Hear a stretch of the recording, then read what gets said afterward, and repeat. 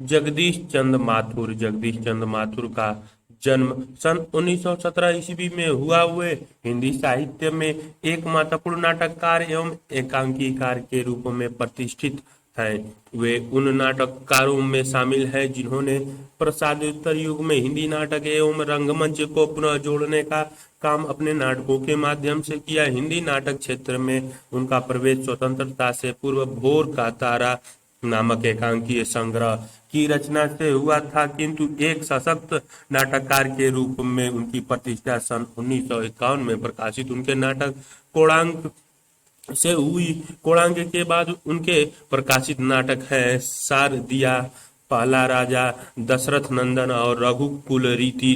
इन नाटकों के माध्यम से उन्होंने समसामयिक समस्याओं व मानवीय संबंधों को ऐतिहासिक पौराणिक संदर्भों में व्याख्यात किया है, लेकिन उनका समाधान आधुनिक है। इन नाटकों में उन्होंने शिल्प संबंधित नवीन प्रयोग भी किए हैं। जगदीश चंद्र माथुर के प्रमुख नाटक कोणार्क कथासार महाराज नरसिंह देव का प्रधान शिल्पी विशु 10 दिन बीत जाने पर भी कोणार्क मंदिर के अम्ल पर कलश स्थापित न कर पाने के कारण चिंतित है।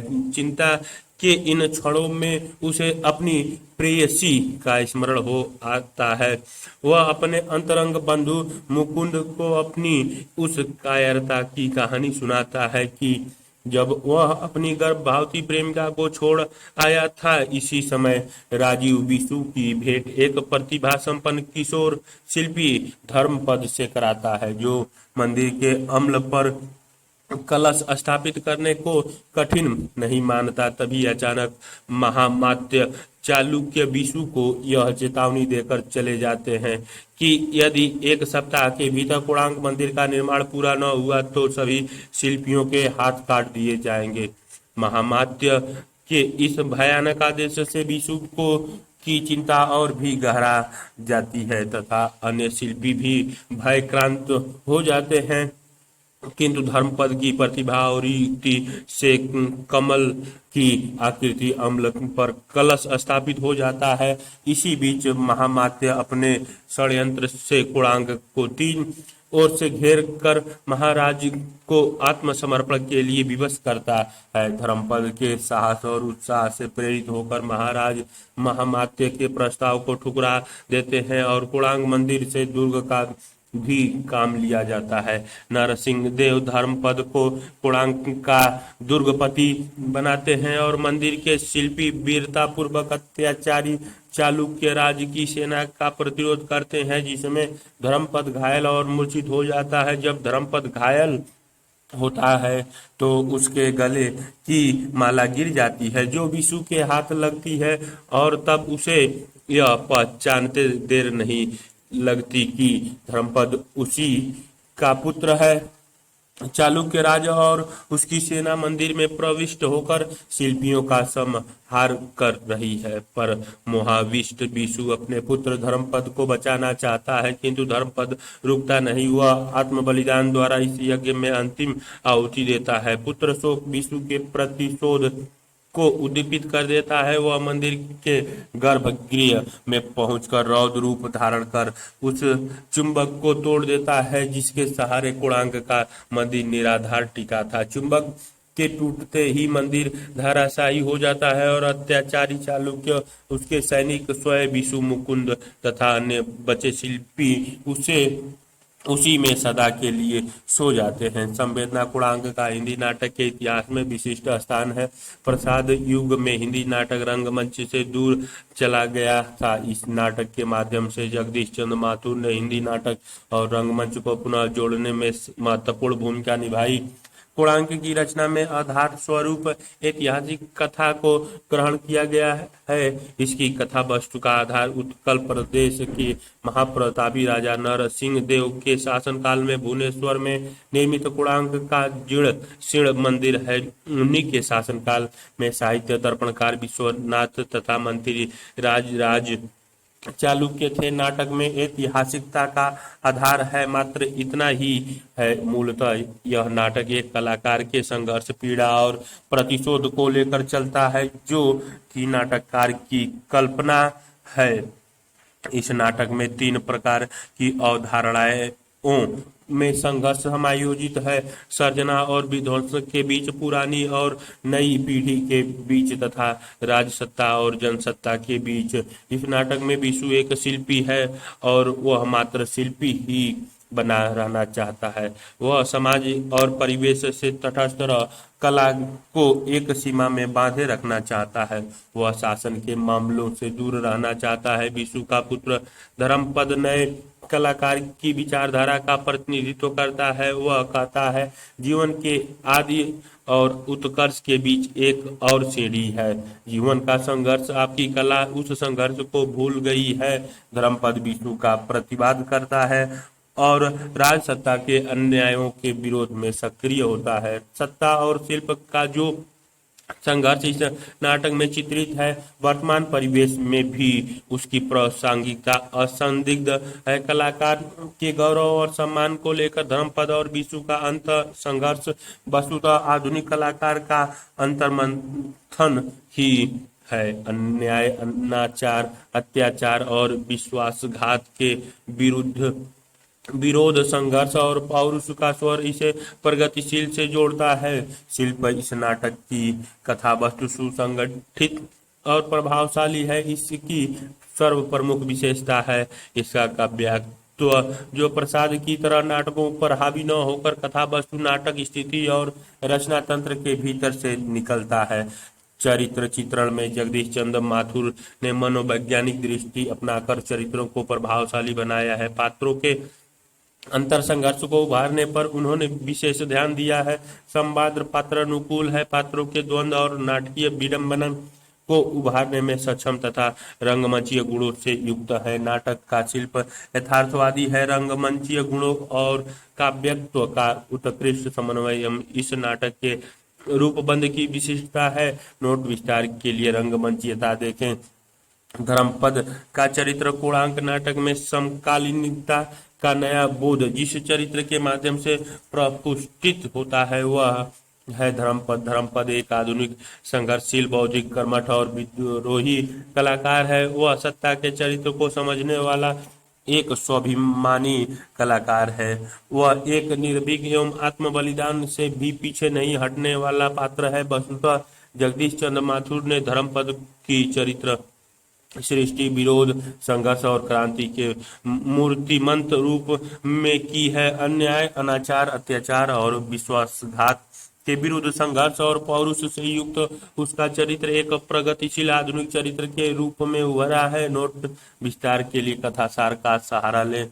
रंगमंचीयता। कोणार्क में जगदीश चंद्र माथुर ने रंगमंचीयता का पूरी तरह ध्यान रखा है। इस नाटक की भाषा और संवाद योजना रंगमंच के अनुकूल है। ये ऐतिहासिक कथा वस्तु होने के कारण उन्होंने तत्समीय शब्दों का भी प्रयोग किया है, लेकिन उनके कारण नाटक बोझिल नहीं बनता। संवाद छोटे एवं प्रवाहपूर्ण है। नाटककार ने प्रकाश, ध्वनि, वेशभूषा आदि से संबंधित रंग निर्देशक यथास्थान दिए हैं। इससे निर्देशक को पर्याप्त सहारा मिल जाता है। प्रकाश और ध्वनि संबंधित रंग निर्देश का एक उदाहरण दृष्टव्य है। झीने अंधकार में कोणार्क के खंडहर की हल्की झलक दिख पड़ती है। सम्मिलित वाद्यों का स्वर, उस संगीत की अंतिम ध्वनियां ऐसी हैं जैसे सागर की लहरों का अनवरत न थकने वाला, सृष्टि की व्यंगमयी वेदना से परिपूर्ण रुदन। नाटक के ऐसे स्थल जिनको दृश्य रूप में प्रस्तुत करना कठिन है, उसके लिए नाटककार ने अलग से भी सुझाव दिए हैं। अभिनय के संबंध में उन्होंने महत्वपूर्ण सुझाव दिए हैं, जैसे विष्णु जब अकेला मूर्ति को संबोधित करके बोलता है तब उसके एक एक वाक्य की निजी सत्ता लगभग हर वाक्य के बाद थोड़ा विराम है और उसके बाद स्वर भिन्न होना चाहिए, मुद्रा भी भिन्न होनी चाहिए। अपनी इन विशेषताओं के कारण कोणार्क रंगमंच पर एक सफल नाटक है। नोट विस्तार के लिए शिल्प भी देखें। पहला राजा। महत्व की दृष्टि से जगदीश चंद्र माथुर के नाटकों में कोणार्क के बाद पहला राजा का स्थान है। इसका महत्व अपनी प्रयोग धार्मिकता तथा युगनी समस्याओं के अंकन के कारण है। अपनी संरचना में यह न तो ऐतिहासिक है, न पौराणिक, न ही यथार्थवादी। यह मॉडर्न एलिगेरी, आधुनिक अनुयुक्ति का मंचीय रूप है। इसमें प्राचीन पात्रों व प्रसंगों के माध्यम से समसामयिक समस्याओं का विश्लेषण किया गया है। ऐसी परंपरा पाश्चात्य साहित्य में रही है। बर्नार्ड शा, ब्रेखत, लॉरेंस ने ऐसे प्रयोग किए हैं। इस नाटक में पृथु के रूप में प्रक्रांत से नेहरू को मूर्त किया गया है। पृथु प्रथम राजा माने जाते हैं। पृथु की अनेक विशेषताएं नेहरू से मिलती जुलती हैं। लक्षणावृत्ति से जवाहरलाल नेहरू भी स्वतंत्र भारत के पहले राजा कहे जा सकते हैं।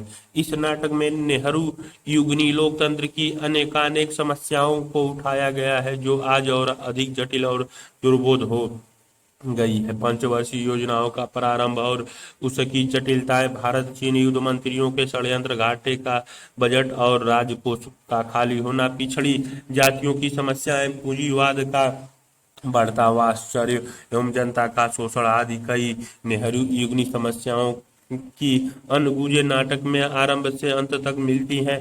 आधुनिक चिंतन से संपृक्त इस नाटक के लिए उन्होंने सांस्कृतिक नाटकों की कल्पना और पाश्चात्य नाटकों की प्रतीकात्मकता का संयोजन किया है। इसमें सूत्रधार और नट की मूल अवधारणा संस्कृत नाटक से ली गई है। लोक नाट्य, गीत, तत्व, मुखौटा आदि उसे पूर्णतः आधुनिक और प्रभावशाली बना देते हैं।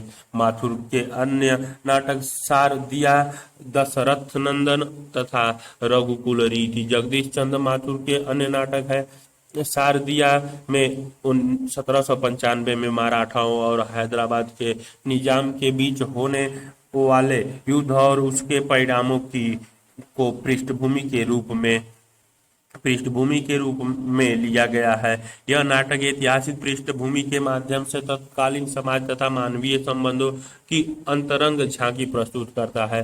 दशरथ नंदन में लेखक ने रामचरितमानस की मुख्य कथा एवं उसके चुने हुए शब्दों, पदों, विचारों, दर्शन को यथासंभव उसके मूल रूप में आधुनिक पाठकों तक पहुंचाया है। यह रामलीला पद्धति पर लिखा गया है।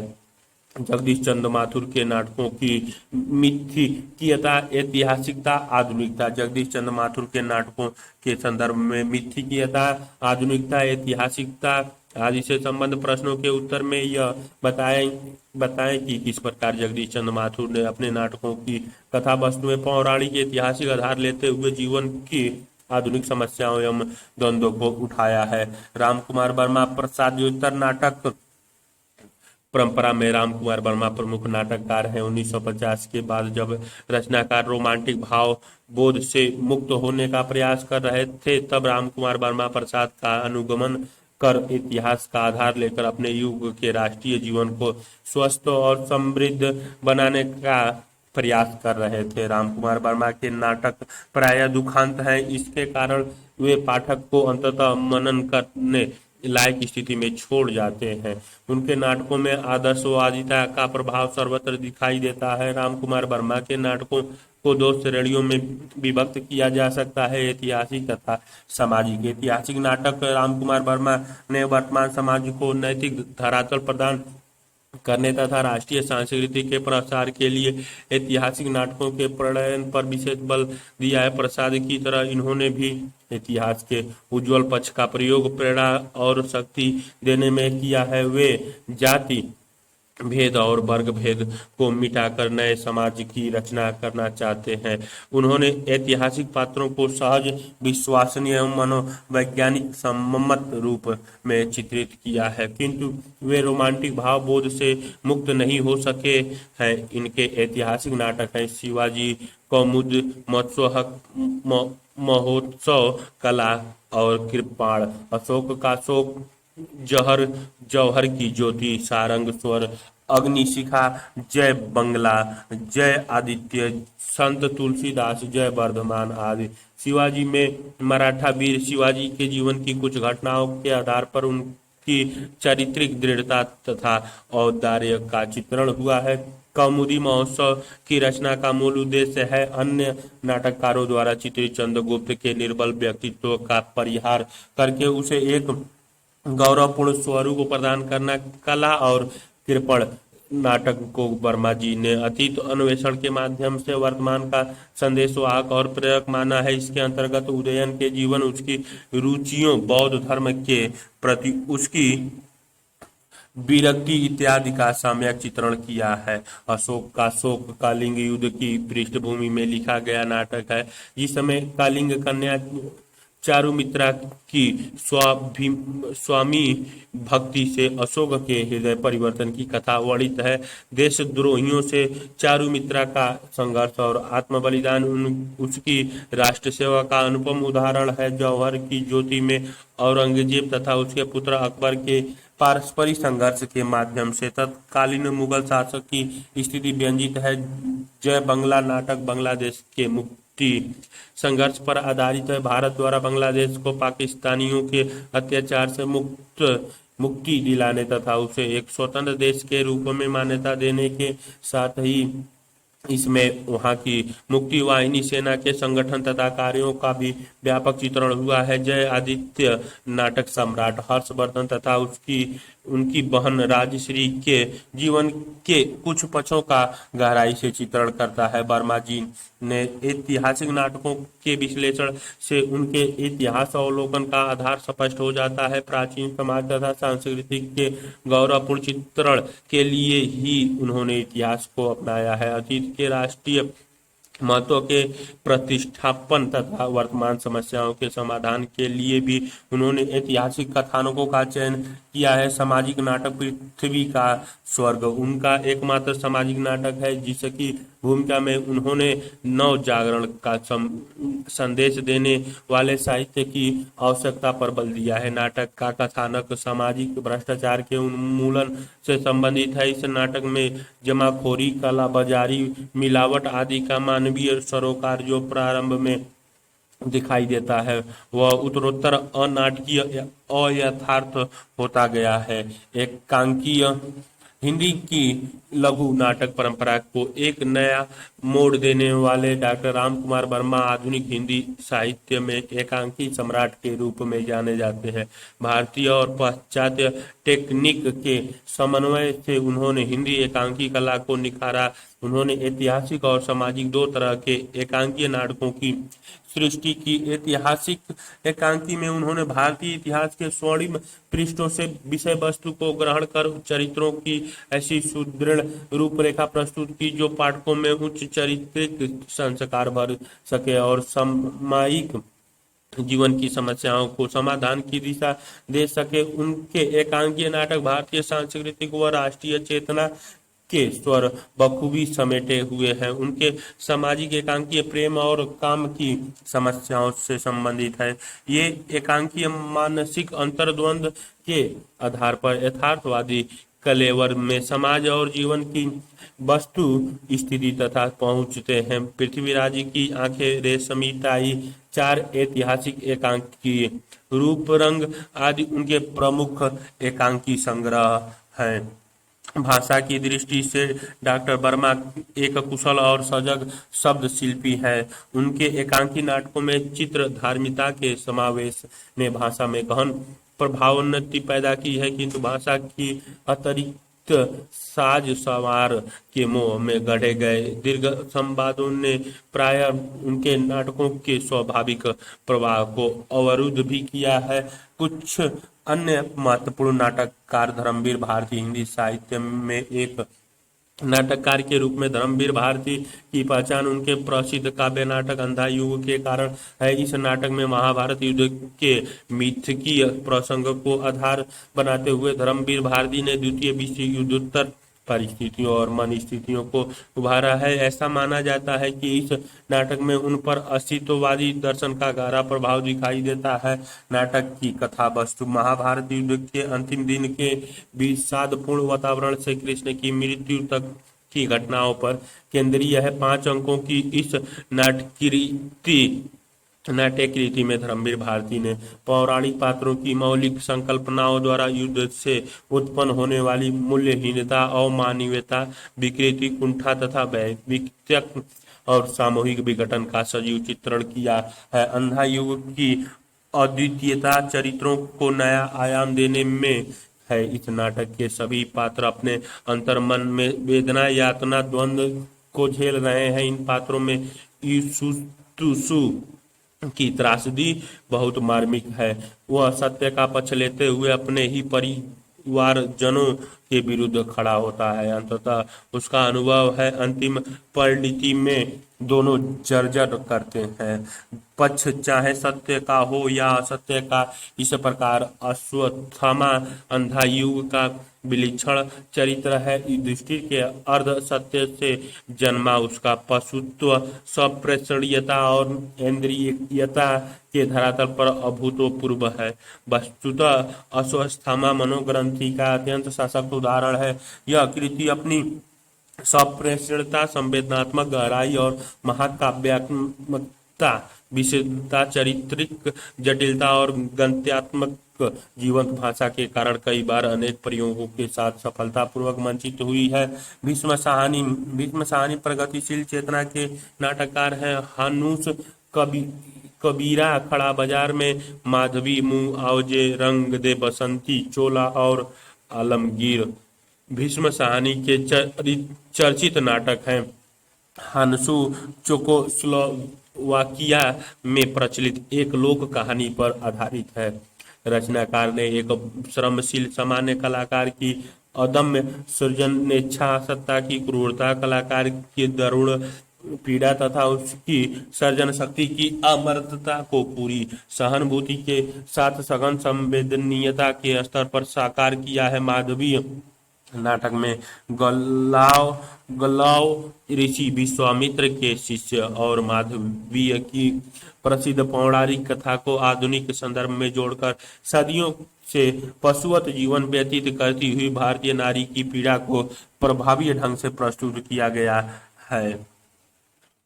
कबीरा, खड़ा बाजार में कबीर के युग प्रवर्तक व्यक्तित्व को उसकी पूरी जीवंतता में मूर्त किया गया है। मुआवजे में समकालीन जीवन में व्याप्त घोर अनैतिकता, भ्रष्टाचार और दायित्वहीनता की ओर संकेत किया गया है। रंग दे बसंती चोला में जलियांवाला बाग हत्याकांड के क्रूर नायक कर्नल डायर और शहीद उधम सिंह के माध्यम से साम्राज्यवाद और राष्ट्रीय स्वतंत्रता की भावना की टकराहट को नाटकीय अंदाज में पेश किया गया है। आलमगीर में औरंगजेब और दारा, इन दोनों ऐतिहासिक पात्रों को सामने रखकर उदार मानवीय दृष्टि और कट्टर मजहबी जोश का द्वंद्व दिखाया गया है। सुरेंद्र वर्मा, मोहन राकेश ने जिस नाट्य धारा की शुरुआत की वह आगे भी चली। जिनमें सुरेंद्र वर्मा का नाम अति महत्वपूर्ण है। सुरेंद्र वर्मा ने द्रौपदी, सूर्य की अंतिम किरण से सूर्य की पहली किरण तक, आठवां सर्ग, शकुंतला की अंगूठी कैद और हयातरती का कंगन जैसे बहुचर्चित नाटकों की रचना कर समकालीन जीवन के कई महत्वपूर्ण प्रश्नों को रंगमंचीय दृष्टि से अनुकूल संरचना में उठाया है। सुरेंद्र वर्मा ने भी मोहन राकेश की तरह ही अपनी अधिकांश नाटकों में मिथकीय धरातल पर आधुनिक जीवन स्थितियों पर विमर्श उपस्थित किया है। स्त्री पुरुष संबंध, कला, सत्ता संबंध, आधुनिक जीवन के तनाव और तल्खी मोहन राकेश के नाटकों के भी मुख्य विषय है और सुरेंद्र वर्मा के भी इन सबके चित्रण में मोहन राकेश के नाटकों की तरह ही समस्या की बारीकी और भाषाई संरचना का विकसित रूप सुरेंद्र वर्मा के नाटकों में भी दिखाई देता है। मोहन राकेश की तरह की नाट्यार्थ को विकसित करने वाले तथा अभिनेता को सशक्त बनाने वाले कई नाट्य प्रयोग सुरेंद्र वर्मा ने भी किए हैं और इन प्रयोगों को आगे ले जाते हुए कई नए नाट्य प्रयोग भी किए हैं। आधे अधूरे में एक ही अभिनेता से 5 पात्रों की भूमिका करवाने की मोहन राकेश की रंग युक्ति को सुरेंद्र वर्मा ने अपने नाटक द्रौपदी में अपनाया है और मुखौटों का प्रयोग करते हुए एक ही अभिनेता से 5 पात्रों की भूमिका करवाने का नाट्य निर्देश दिया है। पात्रों में तनाव, द्वंद्व एवं संघर्ष की स्थिति स्थितियों का निर्माण, रंग परिकल्पना में पश्चात एवं भारतीय रंग पद्धति का समन्वय, रंगमंचीयता आवश्यकता अनुसार रंग निर्देश, नाट्यार्थ को प्रकाशित करने वाली तथा अभिनयानुकूल प्रकाश योजना, संवादों में निहित अर्थों को अधिक व्यंजक एवं घनीभूत बनाने वाली ध्वनि व्यवस्था, सशक्त दृश्यबंध योजना, सूत्रधार की रचनात्मक उपयोग, मौन विराम अंतराल, स्मृतिवालोकन से युक्त भाषा, विडंबना एवं विसंगति को उभारने में सक्षम चुस्त संवाद आदि सुरेंद्र वर्मा के नाटकों की विशेषताएं हैं। वसुधा मोहन राकेश ने हिंदी नाटक को जो नई दिशा दी थी, उस ओर अग्रसर होने वाले सबसे सशक्त नाटककार सुरेंद्र वर्मा है। स्वदेश दीपक प्रगतिशील चेतना के नाटककार हैं। कोर्ट मार्शल, जलता हुआ रथ और सबसे उदास कविता उनके प्रमुख नाटक हैं। स्वदेश दीपक का सर्वाधिक चर्चित नाटक कोर्ट मार्शल है। कोर्ट मार्शल में दिखाया गया है कि वर्ग एवं जाति भेद के रोग से ग्रस्त देश की फौज भी इस देश से मुक्त नहीं है। कैप्टन कपूर निजी जाति के जवान रामचंद्र के साथ अमानवीय व्यवहार करता है। स्वाभिमानी रामचंद्र उस पर गोली चला देता है, उसका कोर्ट मार्शल होता है। वह विचलित हुए बिना सजाए और मौत को स्वीकार करता है। फौजी जीवन के सच की कथा कहने वाला यह नाटक यह संदेश भी देता है कि पूंजीवादी और समांतीय समाज में सदैव मानवीयता, स्वाभिमान और सच्चाई का ही कोर्ट मार्शल होता है। इससे मुक्ति का एक ही उपाय है कि दलितों और शोषितों के स्वाभिमान को जगाया जाए और उन्हें संगठित कर संघर्ष की प्रेरणा दी जाए।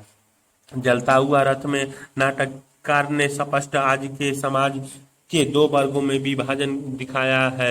एक और शोषक संपत्ति संपन्न हिंसक वर्ग है तथा दूसरी ओर रोटी के लिए तड़पता शोषित पीड़ित वर्ग। शोषकों द्वारा पीड़ित समाज ही जलता हुआ रथ है। नाटक का केंद्रीय पात्र बाबा आश्वस्त कराता है कि अंततः शोषक वर्ग अंदर से खोखले वृक्ष की तरह धाराशायी हो जाएगा और शोषित जनता शीतल छाया देने वाले वृक्ष की तरह उठ खड़ी होगी। सबसे उदास कविता में वर्ग संघर्ष का खुलकर चित्रण किया गया है। लेखक की दृष्टि में आज के समय में औरत, मजदूर और निर्धनता सबसे उदास कविता है। इनकी उदासी दूर करने के लिए वर्ग संघर्ष का रास्ता ही एकमात्र विकल्प है। स्वदेश दीपक के सभी नाटक रंगमंचीय दृष्टि से सफल रहे हैं। कोर्ट मार्शल का देश विदेश में कई बार मंचन हो चुका है। सबसे उदास कविता भी कई बार सफलता पूर्वक मंचित हो चुका है। हिंदी रंगमंच और उसका विकास, नाटक और रंगमंच का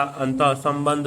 नाटक और रंगमंच को लेकर एक लंबे अरसे से विवाद चला आ रहा है। विवाद का आधार इतना है कि कुछ लोग नाटक को एक साहित्यिक विधा मात्र मानते हैं और रंगमंच से अलग उसकी एक पृथक सत्ता की वकालत करते हैं। वे नाटक को रंगमंच के लिए नहीं, रंगमंच को नाटक के लिए मानते हैं।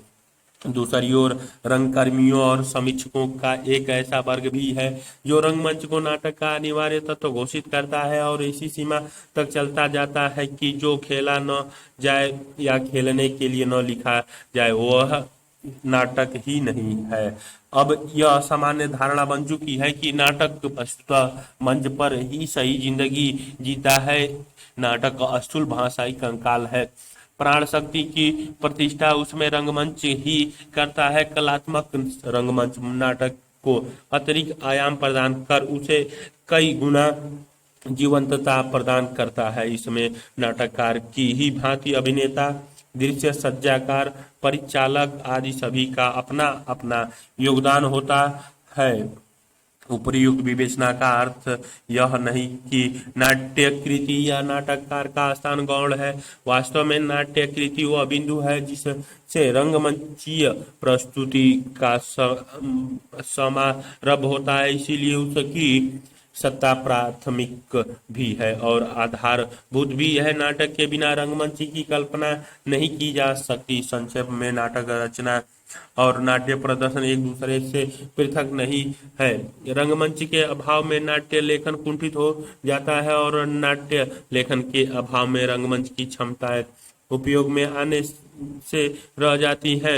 वस्तुतः रंगमंच और नाटक का विकास एक दूसरे से अंतर संबंधित है। भारत की प्रसिद्ध लोक नाट्य शैली परंपराएं, यह टॉपिक आपके पाठ्यक्रम में नहीं है, किंतु आपको इस संबंध में बुनियादी जानकारी होनी चाहिए कि भारत के विभिन्न राज्यों की लोक नाट्य शैली कौन कौन सी है। आप इस जानकारी का प्रयोग करके अपने उत्तरों की गहराई बढ़ा सकते हैं। लोक नाट्य की परंपरा प्राचीन काल से ही साहित्य नाटकों के साथ विद्यमान रही है। नाट्य शास्त्र में लोक धर्मी और नाट्य धर्मी दोनों परंपराओं का साथ साथ उल्लेख मिलता है। अंतर यह यही था कि नाट्य धर्मी परंपरा को अभिजात वर्ग और राजा महाराजाओं का संरक्षण प्रदान प्राप्त था, किंतु लोक धर्मी नाट्य परंपरा स्वतंत्र रूप में जन जीवन में फलती फूलती रही। भारत में हिंदी में लोक नाट्यों के अनेक रूप प्रचलित हैं। इनमें कलात्मक उपलब्धि की दृष्टि से रासलीला, रामलीला, मंच, ख्याल, नौटंकी, स्वांग, भगत, तमाशा, जत्रा, भवई, यक्षगान, अंकिया, नाचा, बाड़ा बाड़ा, विदेशिया तथा करियाला आदि प्रमुख है। लीला रास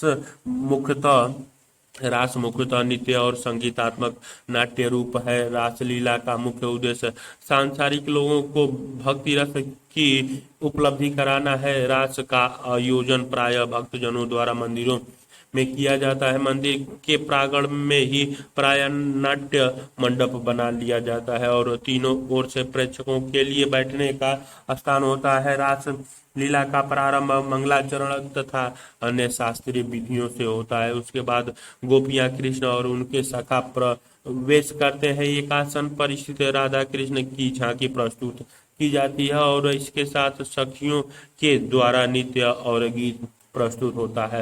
रास मंडल में उतरने के आग्रह पर कृष्ण और राधा रास मंडप में उतरते हैं और वेणु वादन के साथ कृष्ण रास का समारंभ करते हैं। फिर मंडल रूप में नृत्य होता है जो काफी देर तक चलता है। इसका अंश नित्य रास कहलाता है क्योंकि यह रास लीला का अनिवार्य तत्व है। इसके संपूर्ण हो जाने के बाद ही लीलाएं प्रारंभ की जाती हैं। इन लीलाओं में कृष्ण जन्म से लेकर मथुरा प्रवास तक की लीलाएं मुख्य है।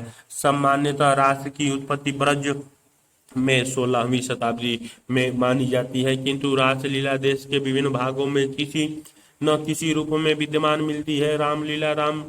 रासलीला की भांति रामलीला को भी अद्भुत लोकप्रियता मिली है।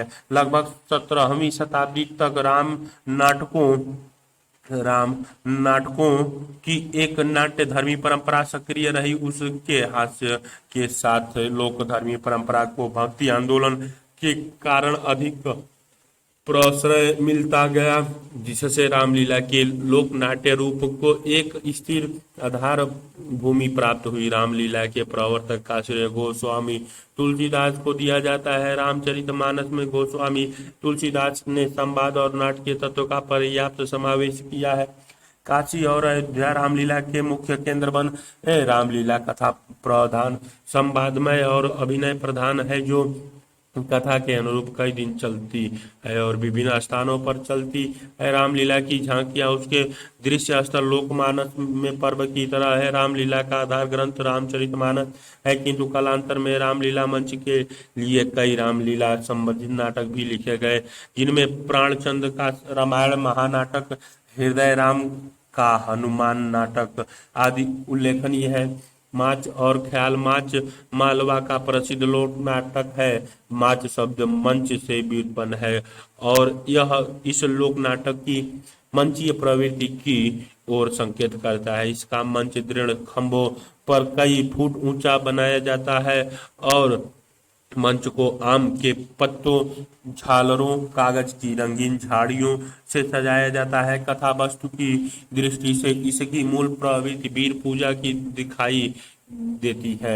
इसके साथ ही इसमें पौराणिक आख्यानों का भी समावेश होता है। नृत्य की सीधी सादी गतियां, शास्त्रीय संगीत तथा लोक संगीत मंच की पहचान है। राजस्थान में मंच ख्याल के रूप में प्रचलित है। नौटंकी, भगत और स्वांग नौटंकी उत्तर प्रदेश का एक प्रसिद्ध लोक नाटक है। अन्य लोक नाट्य रूप की भांति ही नौटंकी में विशेष बल काव्य और संगीत पर होता है। कथा वस्तु की प्रस्तुति में न यथार्थ पर ध्यान होता है, न दृश्य पर और न ही देश काल पर। नौटंकी में अभिनय मुख्य नहीं है, नृत्य और प्रदर्शन मूलक मुखर अभिव्यक्ति ही मुख्य है। नौटंकी के विषय ऐतिहासिक, पौराणिक, सामाजिक, धार्मिक होने के साथ साथ लोक कथाओं, प्रेम कथाओं तथा सामायिक विषयों पर आधारित होती है। भगत, स्वांग और नौटंकी एक ही लोक नाट्य परंपरा के तीन रूप हैं। ब्रज प्रदेश में आगरा और हथरस में नौटंकी की ही शैली पर भिन्न भिन्न प्रकार के भगत लोक नाट्य प्रचलित है। हरियाणा में स्वांग की परंपरा अधिक है।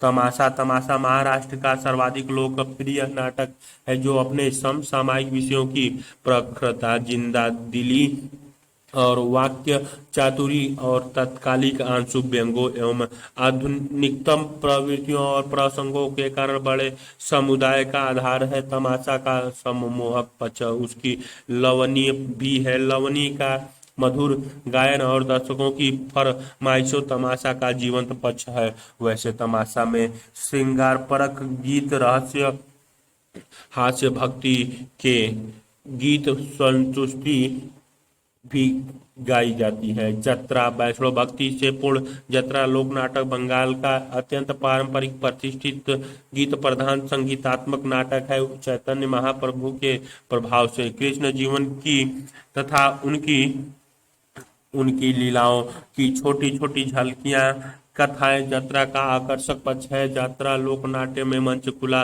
चौकोर होता है, चारों ओर दर्शकों की अपार भीड़ बैठती है। मंच और दर्शकों के बीच में वाद्य गणों के बैठने की परंपरा है।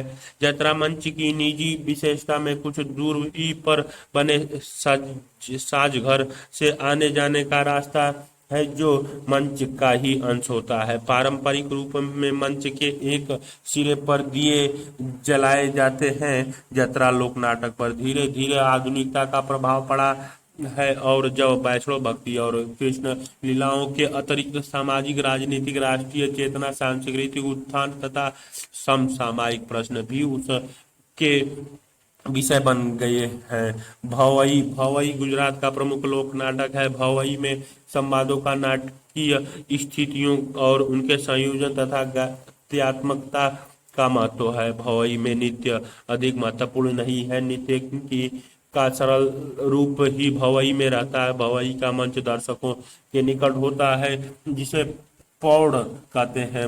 मुगल भवई लोक नाट्य का निजी वाद्य है। धार्मिक पाखंड, सामाजिक विडंबनाएं तथा समसामयिक मुद्दे भवई का आधार है तथा जिंदा दिली, चुटीलापन, विनोद वृत्ति इसकी प्रमुख विशेषताएं हैं। यक्षगान दक्षिण भारत की समृद्ध लोक नाट्य परंपरा है।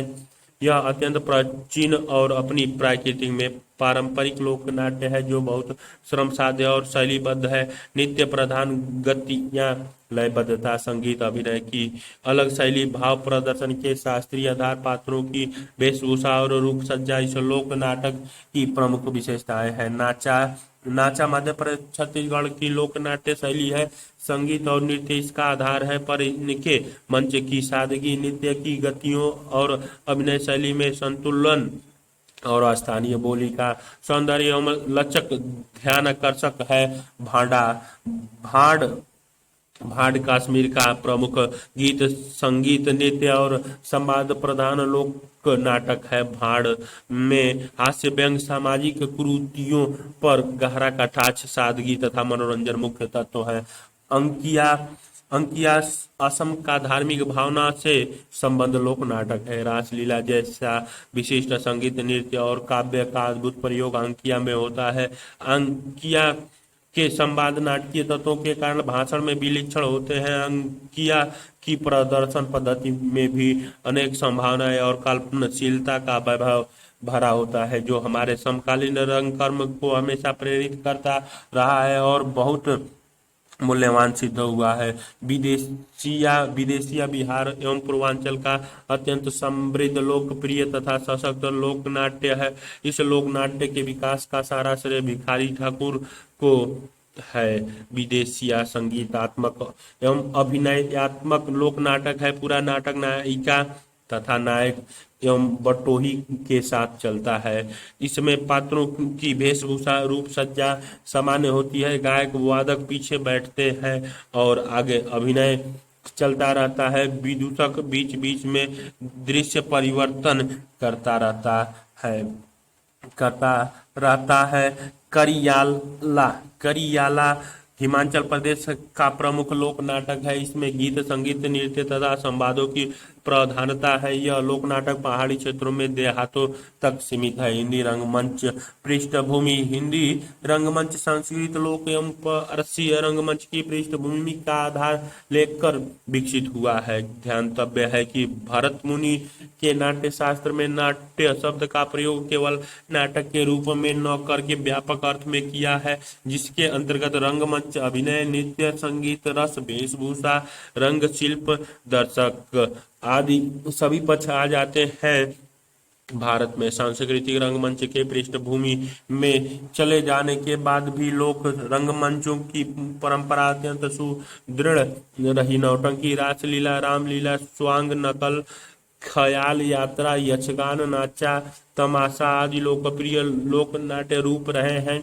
इस प्रकार पारसी रंगमंच की भी हिंदी रंगमंच के विकास में ऐतिहासिक भूमिका है। बलवंत गार्गी हिंदी रंगमंच का सूत्रपात पारसी रंगमंच से ही मानते हुए कहते हैं कि जिस समय बंगाल में 1870 में व्यावसायिक थिएटर की नींव रखी जा रही थी, तब कुछ पारसी बम्बई में नाटक और ललित कलाओं में रुचि लेने लगे। परिणाम यह हुआ कि पारसियों ने व्यावसायिक हिंदी नाटक की स्थापना करने में पहल की। इस बात का समर्थन प्रसिद्ध नाटक समीक्षक नेमिचंद्र जैन तथा अन्य विद्वान भी करते हैं। हिंदी रंगमंच का प्रारंभ 1853 ईस्वी में नेपाल के माट गांव में अभिनीत विद्या विलाप नाटक से माना जाता है, किंतु यह नेपाल तक ही सीमित रह गया। वस्तुतः हिंदी रंगमंच का नवोत्थान 1871 ईस्वी में स्थापित अल्फ्रेड नाटक मंडली से हुआ, जिसने भारतेंदु राधा कृष्णदास के नाटकों का मंचन प्रस्तुत किया। राधेश्याम कथावाचक इस मंडली के प्रमुख नाटककार थे। इस मंडली के मंच पर स्त्री चरित्र की भूमिका पुरुष पात्र ही किया करते थे। इसी बीच कलकत्ता के मॉडर्न थिएटर ने बम्बई की पारसी रंगमंच की इंपीरियल आदि अनेक नाटक कंपनी को खरीद कर कलकत्ता को रंगमंच का केंद्र बना दिया। इस संस्थानों के एकीकरण के कारण नारायण बेताब आगा हसर तुलसी दत्त सैदा हरिकृष्ण जौहर आदि अनेक नाटककारों का संगम स्थल कलकत्ता का मॉडर्न थिएटर हो गया। बम्बई और कलकत्ता के इन रंगमंचों के एकीकरण ने हिंदी रंगमंच के विकास में अभूतपूर्व योगदान दिया। हिंदी में अव्यावसायिक रंगमंच का सूत्रपात 1868 ईस्वी में बनारस थिएटर के साथ हुआ। 1884 ईस्वी में बनारस में नेशनल थिएटर की स्थापना हुई। भारतेंदु के अंधेर नगरी का प्रथम मंचन नेशनल थिएटर ने ही किया था। हिंदी रंगमंच के विकास में भारतेंदु नाटक मंडली 1906 की भूमिका महत्वपूर्ण मानी जाती है। इस मंडली ने लगभग 1.5 दर्जन नाटकों का रंगमंचन किया, जिनमें सत्य हरिश्चंद्र सुभद्रा हरण चंद्रगुप्त स्कंदगुप्त एवं ध्रुव स्वामिनी प्रमुख हैं। इस मंडली ने भारतेंदु युगनी नाटकों के साथ साथ प्रसाद के नाटकों को भी सफलतापूर्वक मंचित कर हिंदी के अपने स्वतंत्र रंगमंच के विकास का मार्ग प्रशस्त किया। जयशंकर प्रसाद के नाटकों को मंचित कर इस संस्थान ने सिद्ध कर दिया कि प्रसाद के नाटक पूर्णतः अभिनय है। आगे चलकर काशी हिंदू विश्वविद्यालय की विक्रम परिषद की स्थापना 1939 ईस्वी में हुई थी। इसने नाटकों में स्त्री पात्र के लिए स्त्रियों द्वारा ही अभिनय की परंपरा डाली। हिंदी रंगमंच के विकास में बलिया नाट्य समाज 1884 की भूमिका में भी ऐतिहासिक मानी जाती है। 1884 ईस्वी में यही पर भारतेंदु ने नाटक पर एक लंबा व्याख्यान दिया था। उसी समय सत्य हरिश्चंद्र तथा नील देवी नाटकों का मंचन किया गया था। इसमें स्वयं भारतेंदु ने हरिश्चंद्र की भूमिका निभाई थी। इस नाटक के मंचन को उस क्षेत्र में अपार लोकप्रियता प्राप्त हुई थी। इस संदर्भ में गोपाल राम गहमरी ने लिखा है कि पात्रों का शुद्ध उच्चारण हमने उसी समय हिंदी में नाटक स्टेज पर सुना था। हिंदी रंगमंच के विकास में काशी के पश्चात इलाहाबाद के रंग मंचों का महत्वपूर्ण योगदान रहा। यहाँ के महत्वपूर्ण नाट्य मंच आर्य नाट्य सभा, श्री रामलीला नाटक मंडली तथा हिंदी नाट्य समिति थे। कानपुर की संस्थाओं ने भी हिंदी रंगमंच को आगे बढ़ाने में महत्वपूर्ण भूमिका निभाई। यहाँ के प्रमुख नाट्य मंच हैं भारतीय नाट्य समिति और भारतीय कला मंदिर। वर्तमान समय में कानपुर अकादमी ऑफ डेमोक्रेटिक आर्ट्स तथा एम्बेसडर संस्थाएं समकालीन नाटकों के मंचन में महत्वपूर्ण निभा रही हैं। बिहार में पटना नायक मंडली 1876 तथा अमच्योर ड्रामेटिक्स एसोसिएशन उल्लेखनीय नाट्य मंच रहे हैं। हिंदी रंगमंच की विकास यात्रा भारतेंदु युग में व्यापक पैमाने पर न सिर्फ नाट्य लेखन हुआ बल्कि उनके मंचन के लिए भी प्रेरणा मिली। स्वयं भारतेंदु नाट्य लेखन एवं अभिनय के केंद्र में एक संस्था की तरह कार्यशील थे। भारतेंदु से पूर्व भी पारसी रंगमंच व्यावसायिक स्तर पर सक्रिय था। भारतेंदु ने सक्रिय होकर पारसी रंगमंच के समानांतर एक व्यावसायिक रंगमंच का आरंभ किया। भारतेंदु ने हिंदी रंगमंच के विकास में परंपरा और आधुनिकता का समन्वय करते हुए सांस्कृतिक नाट्य परंपरा के महत्वपूर्ण तत्वों को लोक नाट्य परंपरा के साथ समन्वित करते हुए अपनी विशिष्ट प्रतिभा से हिंदी के अपने रंगमंच के विकास को गति प्रदान की। उन्होंने पश्चिम की ग्रीक परंपरा को भी सीमित मात्रा में समाविष्ट किया। भारतेंदु ने अपने नाटक को अधिकाधिक अभिनय बनाने पर बल दिया। उन्होंने अपने नाटकों में पात्र योजना, भाषा, संवाद योजना में रंग संकेतों के माध्यम से अभिनेता का ध्यान रखा। भारतेंदु पर विस्तार से लिखना हो तो भारत दुर्दशा को आधार बनाए पारसी थिएटर। आज यह बात अधिक उदारता से स्वीकार की जाने लगी है कि हिंदी रंगमंच के विकास में पारसी रंगमंच की भूमिका को कम करके नहीं आंका जा सकता। पारसी थिएटर शुद्ध व्यावसायिक थिएटर था, इसीलिए उसने अपनी मौलिक रंग पद्धतियों का विकास किया। इसमें अंग्रेजी की तुलना में भारतीय लोक रंग, शेरो शायरी, उर्दू मिश्रित संवाद, भावुकता का आवेग, अति नाटकीयता, गति, संगीत की बाहुल्यता, नृत्य, चमत्कारिक ध्वनि प्रभाव आदि पर अत्यधिक बल दिया गया। लक्ष्मी नारायण लाल लिखते हैं, आगा हसरत राधे श्याम कथावाचक नारायण बेताब के नाटक पूरे हिंदी भाषी क्षेत्र के दर्शक के लिए आकर्षक केंद्र थे। पारसी रंगमंच की मूल विशेषताएं निम्नलिखित थी। रंगमंच को व्यावसायिक रूप देने, प्रतिष्ठित करना और वेतन आधारित अभिनेताओं से कार्य कराना अर्थात रंगकर्म की सत्ता स्थापित करना।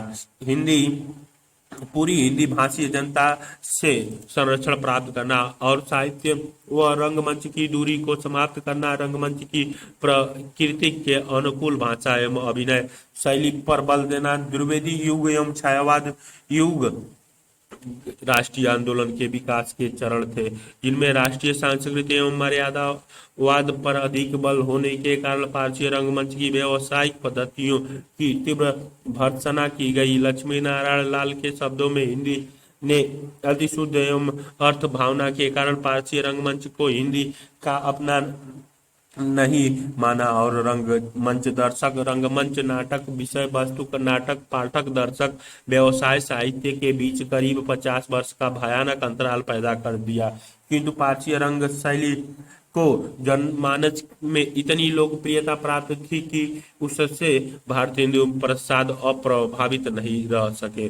दोनों ने पारसी रंगमंच की प्रतिक्रिया में लिखा, लेकिन दोनों ने उसकी रंग शैली, अभिनय शैली और गीत संगीत के प्रभावों को जाने अनजाने ग्रहण किया। व्यावसायिक रंगमंच, पारसी रंगमंच का विकास एवं विशेषताएं 19वीं शताब्दी में जब लोक नाट्य परंपरा चली रही थी। उसी समय पारसी रंगमंच का भी उदय हुआ। पारसी रंगमंच व्यावसायिक रंगमंच था और लगभग 100 वर्ष तक यह सशक्त रूप से जीवित रहा। पारसी रंगमंच की मूल प्रेरणा पाश्चात्य रंगमंच थी। 1759 में अंग्रेजों ने अपने मनोरंजन के लिए ताल बाजार में एक नाट्यशाला की स्थापना की थी। बम्बई में भी 1770 में जिस बम्बई थिएटर की स्थापना हुई उसमें भी कलकत्ता की भांति अंग्रेजों का हाथ था। बम्बई में पारसियों ने पहले दूसरे को देखा देखी शौकिया तौर पर 1853 में नाटक खेलना शुरू किया, किंतु बाद में उन्होंने इसे व्यावसायिक रूप दे डाला। इसके फलस्वरूप कई नाटक कंपनियां सामने आई। इनमें विक्टोरिया नाटक company, Alfred theatrical company, Hindi नाटक मंडली, jubilee theatre company, new Alfred theatrical company, the पार्सियन नाटक मंडली, Shakespeare theatrical company, moonlight theatres, Minerva theatres आदि प्रमुख हैं। डॉक्टर चंदूलाल दुबे ने अपनी पुस्तक हिंदी रंगमंच का इतिहास में 50 से भी अधिक पारसी हिंदी नाटक कंपनियों का विवरण दिया है। उनकी संख्या इससे भी अधिक रही होगी। अन्य सब भाषाओं की अपेक्षा सबसे अधिक पारसी नाट्य लेखन और उनका रंगमंचीय प्रदर्शन हिंदी भाषा में ही हुआ। पारसी रंगमंच के प्रमुख नाटककारों में राधेश्याम, कथावाचक, नारायण प्रसाद, बेताब आगा, आश्रम कश्मीरी आदि के नाम उल्लेखनीय। कृष्णावतार, रुक्मणी, मंगल, महाभारत, वीर अभिमन्यु, लैला मजनू, यहूदी की लड़की, खूबसूरत बाला आदि पारसी रंगमंच के प्रमुख नाटक है। यदि स्तर की बात जाने तो पारसी थिएटर के नाटककारों ने भारतीय संस्कृति के आदर्श और नाट्य पद्धतियों का अपने नाटकों में पूरा समाहार किया। भारतीय धार्मिक कथानकों, अति प्राकृतिक प्रसंगों, पौराणिक आख्यानों तथा लौकिक प्रसंगों को लेकर पारसी रंगमंच पर रोमानी ही नहीं, पुनरुत्थानवादी, संस्कृति प्रधान और राष्ट्रीय भावना से युक्त नाटक प्रस्तुत किए गए। सामान्यतः इन नाटकों के कथानक पुराण, रामायण या महाभारत आदि से संबंधित होते थे। मनोरंजन के लिए मूल कथानक के साथ प्रहसन भी चलते थे। पारसी रंगमंच की अपनी खास विशेषताएं थी। उसे अपनी रंग शैली में अत्यंत संपन्न कहा जा सकता है। उसमें सीधे सपाट कथा वस्तु को सजाने संवारने के लिए मनोहारी दृश्यों की अवधारणा मिलती है। वस्तुतः मंच पर दृश्य तत्व को प्रधानता देना पारसी रंगमंच अपना कर्तव्य समझता था, इसीलिए उसमें रंग साधनों का प्रचुर प्रयोग हुआ।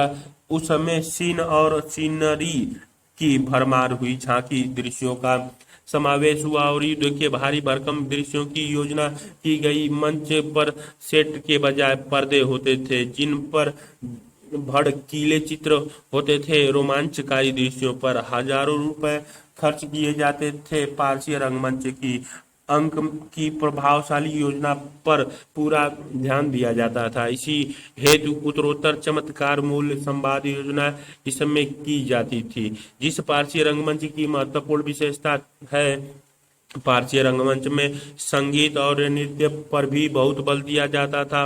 वस्तुतः पूरा नाटक ही संगीतमय और गीतों एवं नृत्यों से भरा होता था। संगीत एवं नृत्य से जुड़कर पारसी रंगमंच के संवाद एवं भावपूर्ण प्रभाव उत्पन्न करते थे। पारसी रंगमंच की अभिनय शैली भी विशिष्ट थी। इसकी अभिनय शैली पर शेक्सपियर अभिनय शैली का प्रमुख प्रभाव था। अभिनय लटके झटकों से भरा होता था।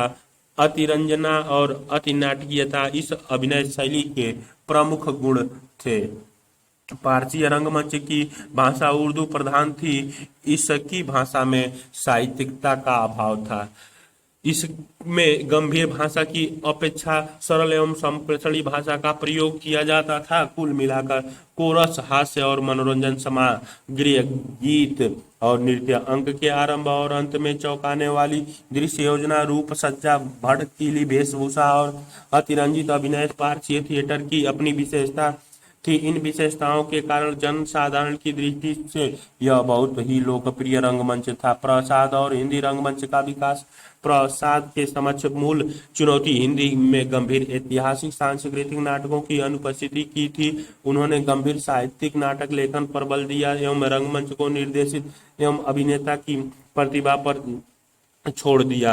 उन्होंने साफ तौर पर कहा कि नाटक के लिए रंगमंच होना जरूरी, न कि रंगमंच के लिए नाटक। तब भी उनके नाटकों में पर्याप्त रंग संकेत उपलब्ध है। पारसी रंगमंच की रंग पद्धतियों को अस्वीकार करते हुए भी प्रसाद ने उनसे पर्याप्त प्रभाव ग्रहण किए हैं। प्रसाद के नाटकों में कई जगह अति नाटकीयता एवं गीतों की बाहुल्यता पूर्णतः पारसी रंगमंच के प्रभाव से है। प्रसाद ने पाश्चात्य रंग परिकल्पना से भी पर्याप्त प्रभाव ग्रहण किया है। वस्तुतः नाटक का बृहद आकार, पात्रों की बहुलता, देश काल का विस्तार, युद्ध मृत्यु जैसे दृश्यों का समावेश पाश्चात्य नाटक परंपरा से ही प्रेरित है। प्रसाद शेक्सपियर एवं बर्नार्ड शॉ के नाटकों से प्रभावित थे।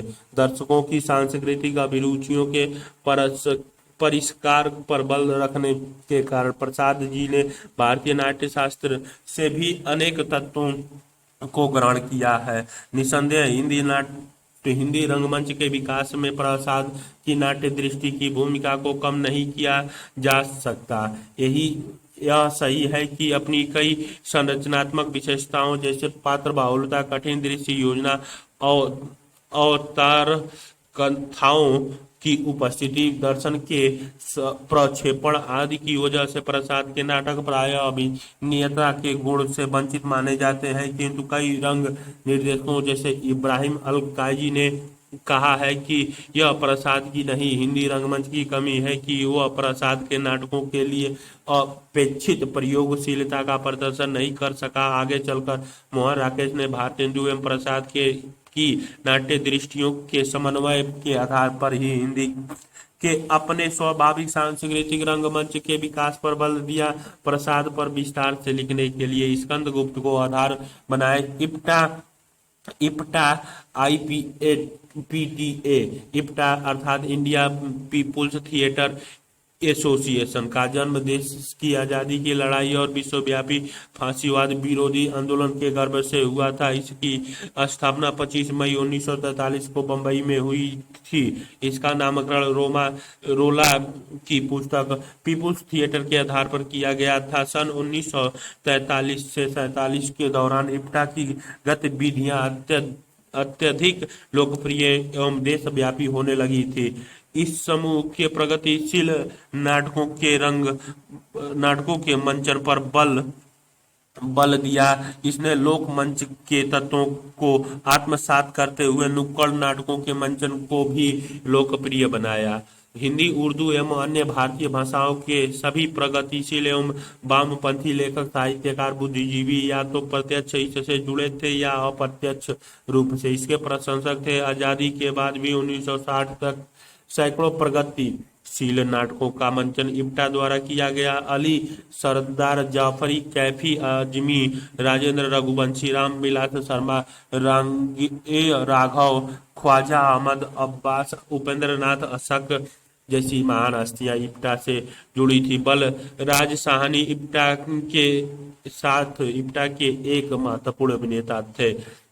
हिंदी रंगमंच को आम जनता के साथ जोड़े रखने में इप्टा की भूमिका ऐतिहासिक मानी जाती है। एक ठहराव के बाद आज भी इप्टा समकालीन रंगमंच पर अपनी सक्रियता बनाए हुए है। पृथ्वी थिएटर 1944 से ईस्वी में पृथ्वीराज कपूर ने पृथ्वी थिएटर की नींव रखी। फिल्म से कमाई अपनी सारी आमदनी उन्होंने इस थिएटर में लगा दी। इसकी स्थापना कर उन्होंने हिंदी रंगमंच को एक राष्ट्रीय स्वरूप प्रदान किया। साथ ही इप्टा के साथ सहयोग करते हुए हिंदी रंगमंच की सामाजिक भूमिका को भी पहचाना और स्पष्ट किया। प्रख्यात जनकवि और नाटककार शील ने पृथ्वी थिएटर को देश का राष्ट्रीय हिंदी रंगमंच मानते हुए पृथ्वीराज कपूर को सांस्कृतिक योद्धा बताया। 16 वर्ष तक पृथ्वी थिएटर ने पूरे भारत में नाटक मंचित किए। इसके कुल 8 नाटक थे: शकुंतला, दीवार, पठान, आहुति, कलाकार, पैसा, किसान, दत्ता। इसमें कुल सदस्यों की संख्या 80-90 थी। इसका वार्षिक बजट 3 से 4 लाख रुपए का था और 1 लाख रुपए की सहायता सरकार से मिलती थी। इस थिएटर ने देश भर में अपनी प्रस्तुतियां दी। पृथ्वी थिएटर पारसी थिएटर के बाद ऐसा नाटक समूह था जो अपने नाट्य दल, रंग सज्जा तथा रंगोपकरण के साथ उत्तर एवं दक्षिण भारत के सभी क्षेत्रों में यात्राएं करता एवं प्रस्तुतियां देता था। इस समय पृथ्वीराज के अतिरिक्त अजरा सहगल, जोहरा सहगल, राज कपूर, शम्मी कपूर, प्रेमनाथ, सुदर्शन सेठी और श्री राम महत्वपूर्ण कलाकार थे। इनके नाटकों में साम्राज्यवाद विरोध, सामंतवाद विरोध, पूंजीवाद के विकृत रूपों का विरोध, हिंदू मुस्लिम एकता आदि महत्वपूर्ण विषय होते थे। पृथ्वी थिएटर आज भी सक्रिय है। कपूर परिवार की संजना कपूर पृथ्वी थिएटर की संचालन आज भी पूरी प्रतिबद्धता एवं व्यावसायिकता के साथ कर रही है। हाल ही में इस समूह ने अखिल भारतीय नाट्योत्सव का आयोजन किया था। मुंबई और दिल्ली में आज भी यह मशहूर समूह प्रतिवर्ष नाटकों का आयोजन करता है। मोहन राकेश और हिंदी रंगमंच का विकास। मोहन राकेश की रंग दृष्टि हिंदी रंगमंच के विकास में मील का पत्थर मानी जाती है। उन्होंने पश्चिमी रंगमंच से पृथक हिंदी के नए एवं मौलिक रंगमंच की खोज करने का प्रयास किया, जहां पश्चिम का रंगमंच दृश्य योजना और तकनीकी पर आधारित है। उन्होंने हिंदी के लिए ऐसा रंगमंच बनाने की कोशिश की जो मानव तत्व और शब्द तत्वों पर आधारित हो, ताकि कम से कम संसाधनों के साथ संश्लिष्ट से संश्लिष्ट प्रयोग किए जा सके। अपने पहले नाटक आषाढ़ का एक दिन की भूमिका में उन्होंने हिंदी के मौलिक रंगमंच के उद्देश्य की चर्चा की है। वे लिखते हैं, हिंदी रंगमंच को हिंदी भाषी प्रदेश की सांस्कृतिक पूर्तियों और आकांक्षाओं का प्रतिनिधित्व करना होगा। रंगों और राशियों के हमारे विवेक को व्यक्त करना होगा। हमारे दैनंदिन जीवन के राग रंग को प्रस्तुत करने के लिए हमारे संवेदों और स्पंदों को अभिव्यक्त करने के लिए जिस रंगमंच की आवश्यकता है वह पाश्चात्य रंगमंच से कहीं भिन्न होगा। अपनी इस रंग दृष्टि को मोहन राकेश ने अपने सभी नाटकों आषाढ़ का एक दिन, लहरों के राजहंस तथा आधे अधूरे में प्रयुक्त किया। यह रंग दृष्टि मंच पर इतनी अधिक सफल रही कि इसने हिंदी रंगमंच के नए मुहावरे गढ़ दिए। सिर्फ एक दृश्य के माध्यम से नाटक के सभी अंकों की प्रस्तुति मंचीय संवादों के अतिरिक्त नेपथ्य से बहुत सी ध्वनियों का सार्थक प्रयोग, अभिनेताओं की अंगीय चेष्टाओं के माध्यम से अकथनीय को भी कह देने की ताकत जैसी विशेषताओं ने मोहन राकेश के रंगमंचीय प्रयासों को यह अभूतपूर्व सफलता दिलवाई। राष्ट्रीय नाट्य विद्यालय, national school of drama Bharat में रंगमंच के विकास को देखते हुए संगीत नाटक अकादमी द्वारा अप्रैल 1959 ईस्वी में राष्ट्रीय नाट्य विद्यालय की स्थापना की गई। इस विद्यालय ने न सिर्फ देश की महत्वपूर्ण रंग प्रतिभाओं, निर्देशकों, अभिनेताओं को जन्म दिया, बल्कि हिंदी के नाटक के मंचन एवं रंगमंच के विकास में 1950 के बाद ऐतिहासिक दायित्व निभाया है। इस विश्वविद्यालय में रंगमंडल की स्थापना 1964 ईस्वी में की गई, जो उसका प्रदर्शन विभाग है। रंगमंडल ने शैलीगत संगीत से लेकर भारतीय नाट्य की समकालीन कृतियों, अनुवादों और विदेशी भाषाओं के नाटकों के नाट्य रूपांतरण की 200 से अधिक प्रस्तुतियां की हैं। रंगमंडल के साथ राष्ट्रीय व अंतर्राष्ट्रीय ख्याति के प्रमुख रंग निर्देशकों ने काम किया है। रंगमंडल भारत के मुख्य शहरों में प्रस्तुतियां तो करता ही है, इसने विदेशों में भी कई प्रदर्शन किए हैं।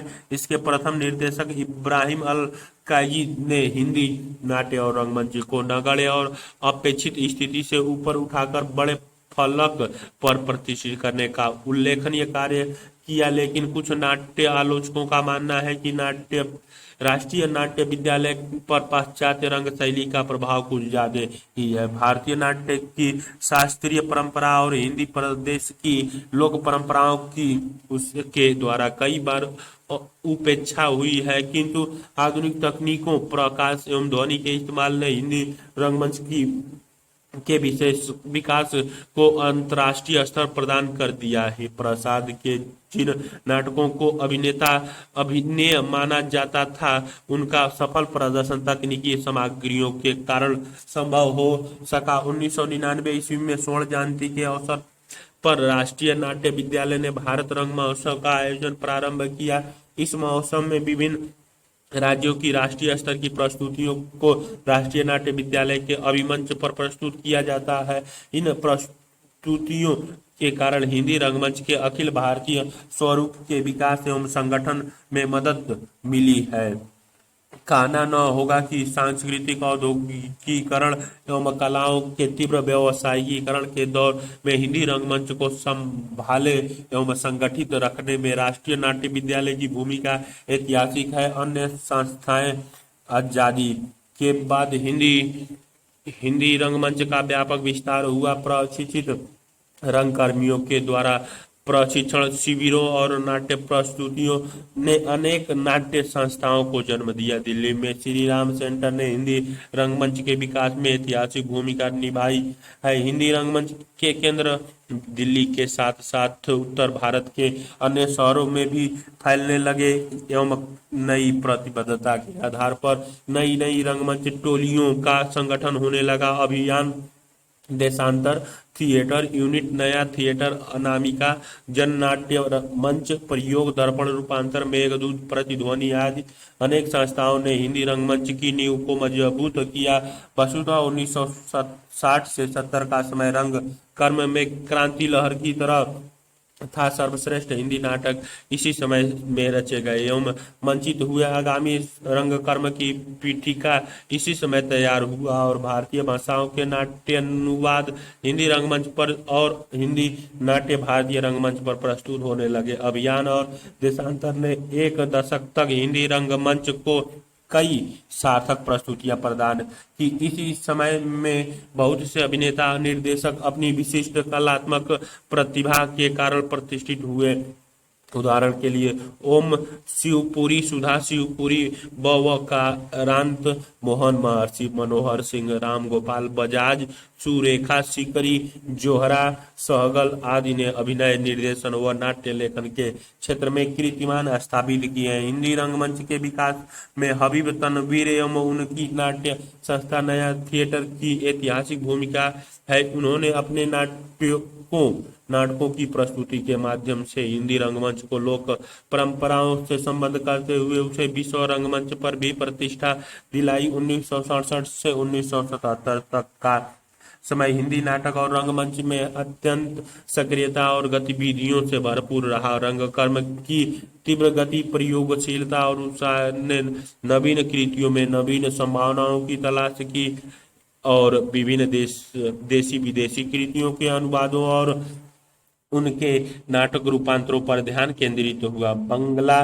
मराठी, गुजराती, कन्नड़, तेलुगु, मलयालम के साथ साथ फ्रेंच, जर्मन, अंग्रेजी, रूसी आदि भाषाओं की श्रेष्ठतम नाट्य कृतियों के अनुवाद तीव्र गति के साथ शुरू हुए, जिससे दूसरी भाषाओं के नाटक कृतियां और शैलियां हिंदी नाटक और रंगमंच में आई। नुक्कड़ नाटकों की भूमिका छठे दशक में ही हिंदी रंगमंच को भारतीय रंगमंच में छाए पश्चिमी थिएटर के प्रभाव के विरुद्ध अपनी परंपराओं की ओर लौटने की जरूरत महसूस हुई। आम जनता तक और अधिक व्यापक पहुंच सुनिश्चित करने हेतु और एक आम बोलचाल की भाषा में जन सामान्य को संबोधित करने की जरूरत ने नुक्कड़ नाटकों की प्रयोग को अपरिहार्य बना दिया। बेखत ग्रोटोवस्की के विचार और पश्चिम के स्ट्रीट थिएटर ने भी हिंदी में नुक्कड़ नाटकों के मंचन का प्रेरणा प्रदान की। देशव्यापी परिस्थितियों के बदलने में आम जनता के शोषण में वृद्धि और जन संघर्ष की जो अभिव्यक्ति साहित्य और कलाओं में उभर रही थी, उसको नाटक के माध्यम से प्रस्तुत करने में नुक्कड़ नाटकों का कोई सानी न था। परंपरागत भारतीय लोक मंच की सादगी, उन्मुखता, लचीलापन, संगीतात्मकता, सामूहिकता, आर्थिक व्यय में कमी आदि ने नुक्कड़ नाटकों को और अधिक लोकप्रिय बनाया। हिंदी के नुक्कड़ नाटक पश्चिमी तौर पर इप्टा की प्रगतिशील विचारधारा एवं वामपंथी राजनीतिक साहित्यिक विचारधारा से गहन रूप से संबंध रहे। नुक्कड़ नाटकों में समसामयिक राजनीतिक, सामाजिक, सांस्कृतिक मुद्दों पर आधारित नाटकों को मंचन के लिए वरीयता दी जाती रही। नाटक एवं जनता के बीच की दूरी को समाप्त करने में नुक्कड़ नाटक टोलियां वर्षों से महत्वपूर्ण भूमिका निभाती रही।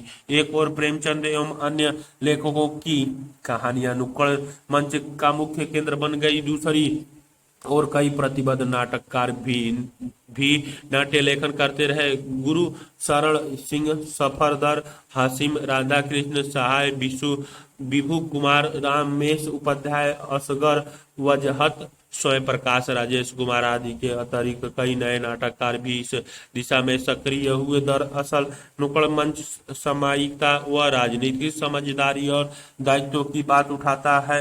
उसका दर्शक समूह सड़क चलते लोग, दफ्तर कारखानों से निकले कर्मचारी, मजदूर, विश्वविद्यालयों के विद्यार्थी आदि होते हैं। यह 30 से 40 मिनट में जानी पहचानी घटनाओं एवं स्थितियों के कई तनाव पहलुओं को उजागर करके दर्शकों को उकसाना और प्रेरित करना चाहता है। उसकी भाषा, उसके छोटे छोटे दृश्य, तीव्रता, प्रखरता, प्रत्यक्ष साझेदारी, गीत, संगीत, एक्शन, व्यंग व वक्रीति, प्रभावशाली संवाद उसकी मौलिकता के आधार है। लोक नाटक की तरह लचीलापन और परिवर्तनशीलता इसकी खासियत है। दिल्ली में नुक्कड़ नाटक की लोकप्रिय बनने में सफरदर हाशमी की भूमिका अविस्मरणीय मानी जाती है। भारत के लगभग सभी प्रमुख शहरों में अपनी अपनी नुक्कड़ टोलियां है और आज भी ये जनता एवं नाटक के बीच एक महत्वपूर्ण कड़ी के रूप में सतत क्रियाशील है। हिंदी रंगमंच के विकास में लोक नाटक शैली एवं शास्त्रीय शैली के प्रयोग, जब हिंदी रंगमंच पश्चिमी रंग प्रयोगों और शैलियों से उब चुका था, तो हिंदी की अपनी स्वाभाविक सांस्कृतिक प्रकृति के अनुरूप रंगमंच का अन्वेषण करने के प्रयासों में 1976 से 77 के आसपास एक अलग किस्म की सक्रियता दिखाई पड़ी। इसी समय सर्वेश्वर के बकरी और मणि मधुकर के दुलारी बाई जैसे नाटकों के देशों के कोने कोने में नौटंकी ख्याल जैसे लोक नाट्य रूप में और साथ ही पारसी रंगमंच एवं आधुनिक रंगमंच के प्रयोग में सैकड़ों मंचन हुए। उनका प्रयोग नाटक प्रशिक्षण शिविरों के लिए भी हुआ और बड़े बड़े समारोह के लिए भी।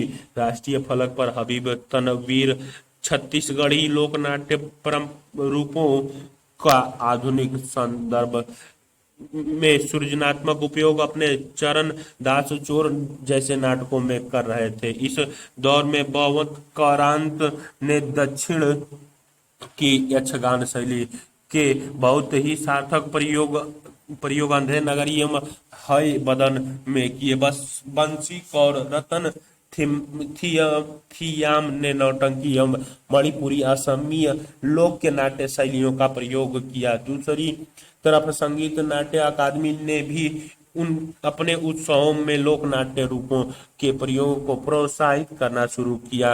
अव्यावसायिक रंगमंच, पारसी रंगमंच की प्रतिक्रिया में भारतेंदु हरिश्चंद्र ने एक समानांतर अव्यावसायिक रंगमंच की शुरुआत करने का उपक्रम किया था। काशी को नए नाट्य और रंग आंदोलन का श्रेय प्राप्त हुआ। विश्वनाथ सिंह के आनंद, रघुनंदन, गोपाल चंद्र के नहुस तथा शीतला प्रसाद त्रिपाठी के जानकी मंगल ने एक नई परंपरा की आधारशिला डालने में महत्वपूर्ण सहयोग दिया। कई नाटक मंडलियां अस्तित्व में आई। अकेले काशी में ही कविता वर्धनी सभा 1870, नेशनल थिएटर 1884, जैन नाटक मंडली 1903, अग्रवाल बयाज डेमेट्रिक क्लब 1904 आदि कई नाटक मंडलियों का आविर्भाव हो चुका था। जिन नाटक मंडलियों ने बाद में महत्वपूर्ण भूमिका निभाई उनमें श्री नागरी नाट्य कला संगीत मंडली 1907, नागरी नाटक मंडली 1909, भारतेंदु नाटक मंडली 1909, आदि उल्लेखनीय है। वाराणसी की भांति ही प्रयाग भी नाट्य कला का प्रमुख केंद्र रहा। वहाँ की आर्य नाट्य सभा को बहुत पुरानी नाट्य संस्था माना जाता है। प्रयाग की प्रमुख संस्थाओं में रामलीला नाटक मंडली 1898 से 1907 ईस्वी उल्लेखनीय है, जिसकी स्थापना माधव शुक्ल और उनके साथियों ने की थी। उन्हीं के प्रयत्नों से 1900 ईस्वी में नाट्य समिति की स्थापना हुई थी। कानपुर में भारतेंदु मंडल 1876, भारत मनोरंजनी सभा 1887 आदि रंग संस्थाएं इस काल में सक्रिय रही। बलिया, आगरा, मथुरा, जबलपुर, इंदौर आदि कई अन्य क्षेत्रों में भी रंगमंचीय गतिविधियों का जोर रहा। दुर्भाग्य से इतना विशाल आंदोलन भारतेंदु की मृत्यु के बाद एकदम समाप्त हो गया। महावीर प्रसाद द्विवेदी ने नाट्य शास्त्र लिखकर भारतेंदु की परंपरा का निर्वाह अवश्य करना चाहा, पर वे हिंदी नाटक और रंग परंपरा को कोई दिशा नहीं दे सके। प्रसाद ने पर्याप्त संख्या में नाटक लिखे, पर वे व्यवहारिक रंगमंच से नहीं जुड़ पाए। जगदीश चंद्र माथुर, अष्ट आदि के साथ रंग कार्य को प्रोत्साहन अवश्य मिला, किंतु व्यवहारिक रंगमंच की शून्यता फिर भी बनी रही। स्वतंत्रता संग्राम के दिन में इप्टा 1943, पृथ्वी थिएटर 1944 आदि कई रंग संस्थाएं सक्रिय रहीं, किंतु रंगमंचीय गतिविधियों का सही एहसास स्वतंत्रता के बाद ही हुआ। स्वतंत्रता के बाद देश में एक जो नई सांस्कृतिक चेतना लौटी, उससे दिल्ली, इलाहाबाद, लखनऊ, बम्बई, कानपुर आदि नगरों में बीसियों रंग संस्थाएं उभर आई।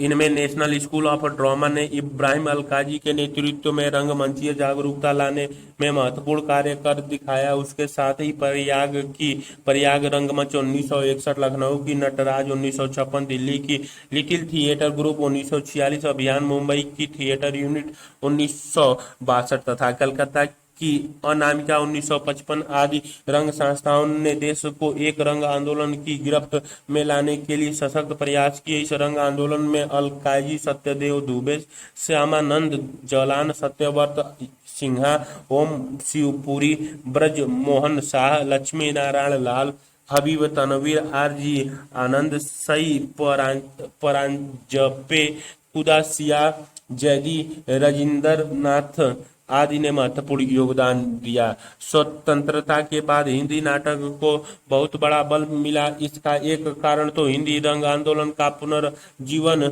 है, जिसमें विभिन्न नाट्य संस्थाओं और रंग कर्मियों का हाथ माना जा सकता है। दूसरा कारण वे नाट्य लेखन और नाट्यानुवाद है, जो इस काल में बहुत लोकप्रिय रहे हैं। वसुधा विजय, तेंदुलकर, बादल सरकार, गिरीश कर्नाड, गोविंद देशपांडे आदि के नाटकों के अनुवाद बहुत लोकप्रिय हुए। इसी प्रकार संस्कृत और यूरोपीय भाषाओं के अनुवाद भी महत्वपूर्ण कहे जा सकते हैं। संस्कृत के अनुदित नाटकों में अभिज्ञान, शाकुंतलम, उरु भंग, मृच्छक के महत्वपूर्ण भूमिका निभाई। विदेशीय नाटककारों में ब्रेखत, शेक्सपियर, कामू, गोर्की आदि के नाटकों का भी अपना प्रभाव रहा। भारतीय नाटककारों के नाट्य अनुवादों जैसे तुगलक, खामोश, अदालत जारी है, घासीराम कोतवाल आदि ने हिंदी नाटक को एक नई शैली और रंगीयता का एहसास कराया। इसका एक अच्छा परिणाम यह हुआ कि हिंदी नाटककारों का एक पूरा वर्ग जागरूकता से आगे आया। इनमें मोहन राकेश, सुरेंद्र वर्मा, शंकर शेष, ज्ञानदेव अग्निहोत्री, रमेश बख्शी, भीष्म साहनी आदि कई नाम गिनाए जा सकते हैं। आज हिंदी नाटक और रंगमंच का परिप्रेक्ष्य बदलता हुआ दिखाई देता है। पहले राष्ट्रीय नाट्य विद्यालय ही एकमात्र महत्वपूर्ण संस्था थी। अब कई नगरों में बहुत जीवंत रंग संस्थाएं और मंडलियां विद्यमान है। दिल्ली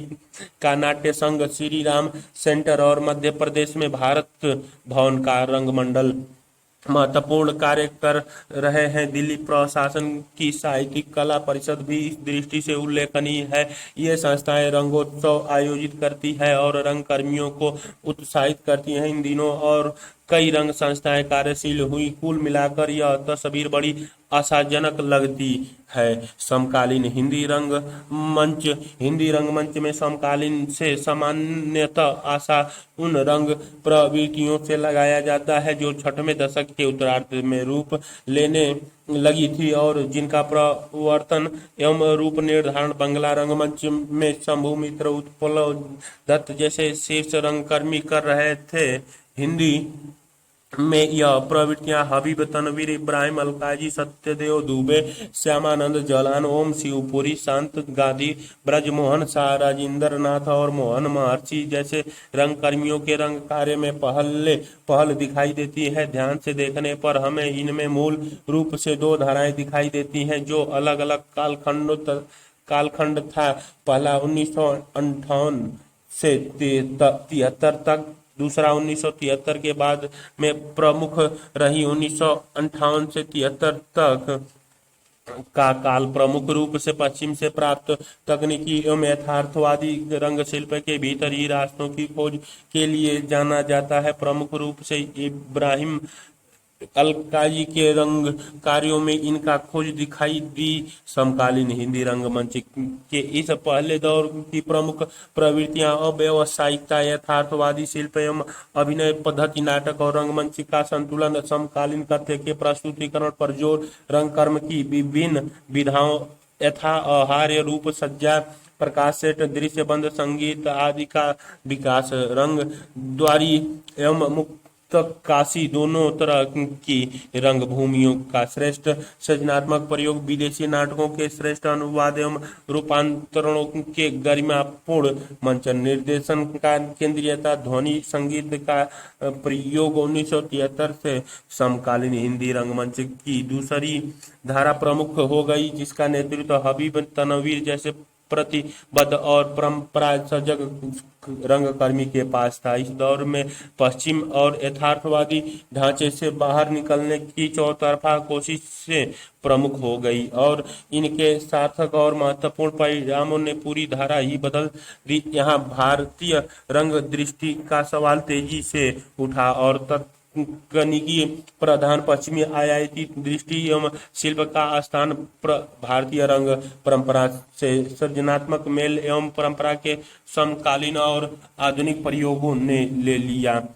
समकालीन हिंदी रंगमंच के इस युग की एक महत्वपूर्ण प्रवृत्ति आम जनता के जीवन से गहरे जुड़ाव के रूप में उभरी। समकालीन हिंदी रंगमंच के दूसरे दौर की प्रमुख प्रवृत्तियां अव्यावसायिकता, भारतीय रंग शैली एवं अभिनय पद्धति की खोज, लोक नाटकों के परंपरागत पाठों एवं संस्कृतों व पारसी नाटकों, भारतेंदु प्रसाद के हिंदी नाटकों के प्रदर्शन, नाटक और रंगमंच का संतुलन, समकालीन कथ्य की यथातथ्य प्रस्तुतियों के साथ ही मिथक, लोक कथा, आख्यान आदि के माध्यम से प्रस्तुतिकरण पर जोर, नुक्कड़ रंगकर्म, निर्देशक की केंद्रीयता, लोक रंग परंपरा एवं पश्चिमी परंपरा के मेल से एक नई रंग भाषा का निर्माण, पारंपरिक शास्त्रीय एवं विशेषकर लोक संगीत का प्रयोग, मौलिक हिंदी नाटकों के प्रदर्शन पर जो रंगमंच के नए मुहावरों एवं शैलियों की तलाश।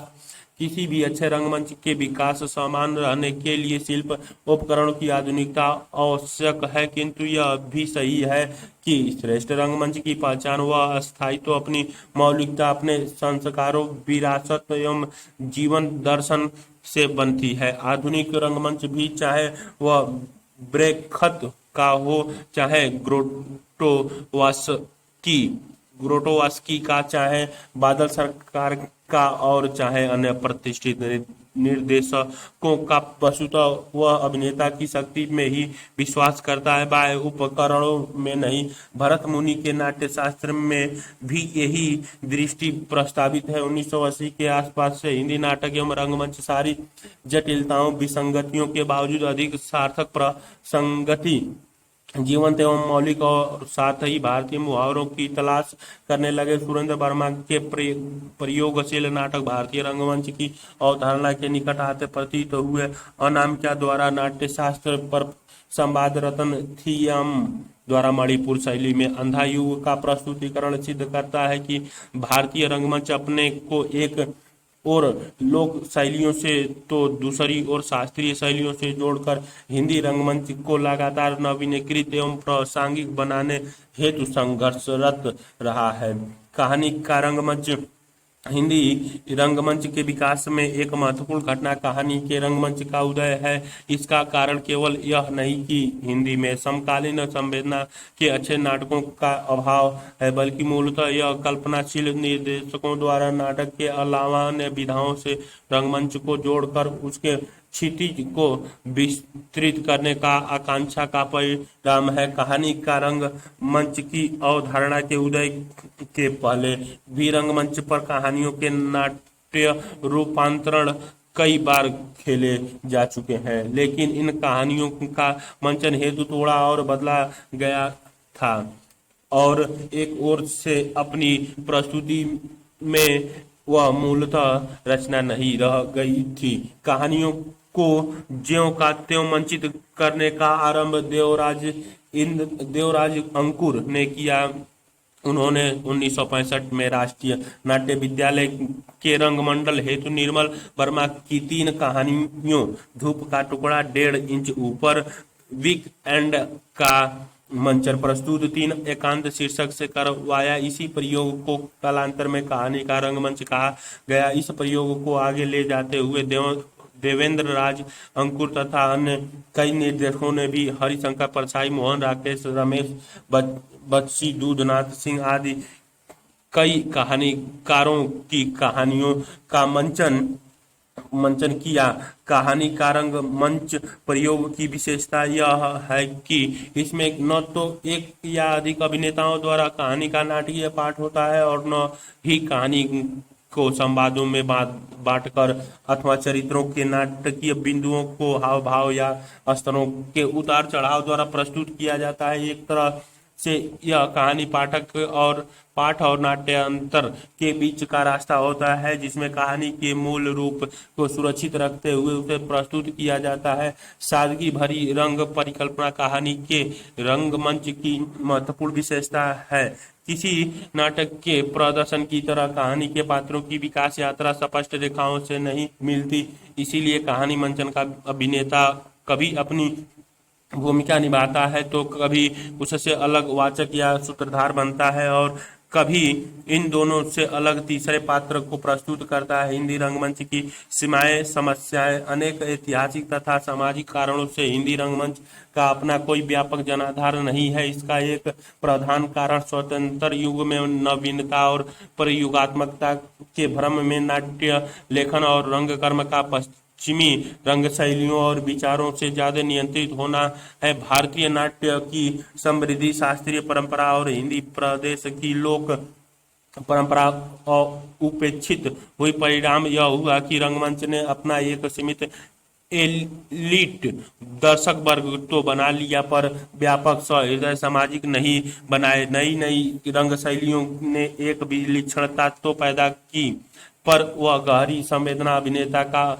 अभिव्यक्तित्व, चरित्रों की कल्पना नहीं पैदा की जो भारतीय रंगमंच का आधार है। दूसरा कारण सिनेमा का बढ़ता प्रभाव रहा जिसने दर्शक वर्ग को अपनी ओर खींच लिया। हिंदी रंगमंच की दूसरी कठिनाई नाटकों का अभाव है।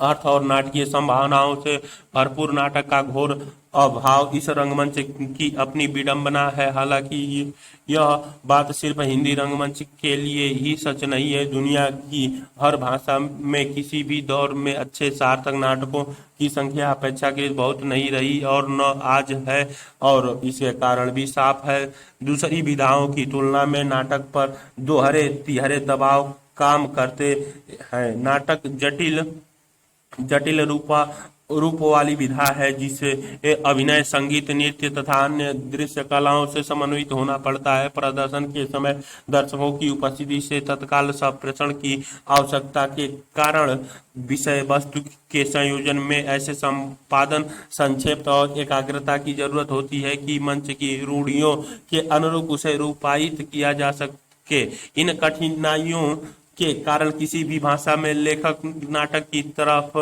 रुख करने से झिझकता है। हिंदी में यह स्थिति और ज्यादा है, इसीलिए यह रंगमंच अपनी ठेठ जाति विशेषताओं के भीतर से विकसित नहीं हो पा रहा है।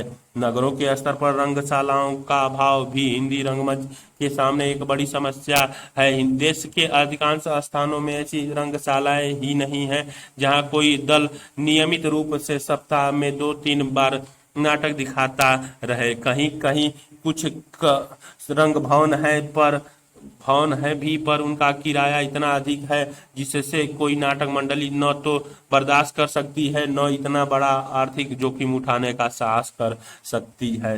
अतः हिंदी में नाटक का मंचन कम हो पाता है। हालांकि पिछले दशकों में पहले के मुकाबले रंग भवनों की संख्या में वृद्धि हुई है, लेकिन इस वृद्धि के बावजूद रंगशालाओं के अभाव की समस्या आज भी बहुत तीव्र है, जो देश भर में रंगमंच के समुचित विकास में एक बड़ी भारी बाधा बनी हुई है। आज भी ऊंचे दर्जे का प्रदर्शन करने वाली कुछ मंडलियां भले ही बन गई हों, लगातार नाटक खेलने वाली मंडलियां नहीं है। अच्छी और लगातार नाटक खेलने वाली मंडलियों के अभाव में न तो नाटक की मांग ही पर्याप्त मात्रा में होती है, न उसे लिखने की प्रेरणा ही। साथ ही सक्रिय एवं सार्थक रंगमंच के अभाव में नाटक के बाह्य स्वरूप और उसकी रचना के शिल्प से हिंदी लेखक अधिक परिचित नहीं हो पाते हैं। कलाओं के विभिन्न युगों में राजकीय संरक्षण एवं प्रोत्साहन मिलता रहा है, उसके अभाव में कई बार ये दम तोड़ने लगती हैं। सरकारी प्रोत्साहनों के चरम अभाव के कारण भी हिंदी रंगमंच का स्वस्थ विकास बाधित हुआ है। हिंदी रंगमंच की एक बड़ी कठिनाई उच्चारण को लेकर है। हिंदी नाटकों की भाषा के उच्चारण के लिए अपेक्षित शुद्धता अभिनेताओं की भाषा में नहीं पाई जाती है, अतः यह मंचीय प्रभाव को कम करता है।